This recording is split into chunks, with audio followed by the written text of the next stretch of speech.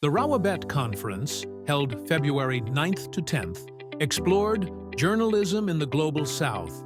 The panel on February 10th, the last session of the Rawabet, explored new strategies in journalism. They discussed their impact on audience reach, independence, and ethical challenges. As a very veteran media observer basically said that the media as it exists and is evolving today is simply not designed or meant to report on the existing reality of Indian society or inform the public on the economic and political processes at work in it. So what we're seeing is a pretty grim scenario. In many ways, it's a pretty troubled terrain. I sort of outline a lot of this in my book, which is where I put up a small picture out of some sense of modesty. But you know, what kind of academic would I be if I didn't cite my own work? I mean, you know, somebody's got to cite it, right?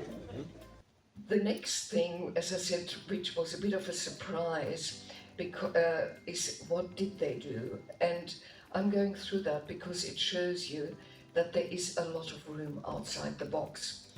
As I said earlier, the ethics rules of Sydney University are rather strict, which meant we could not approach anybody directly.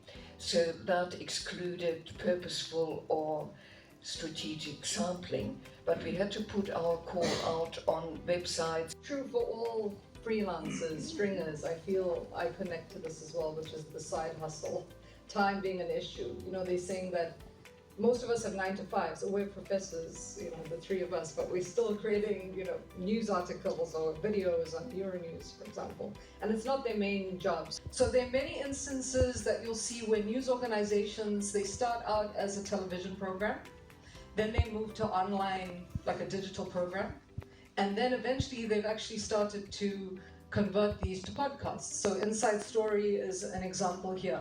When data prices and Wi-Fi prices are reasonable, everybody will be able to have access. For now, it's still a bit of a luxury.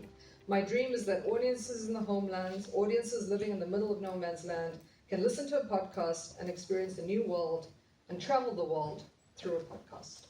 Thank you. That was great.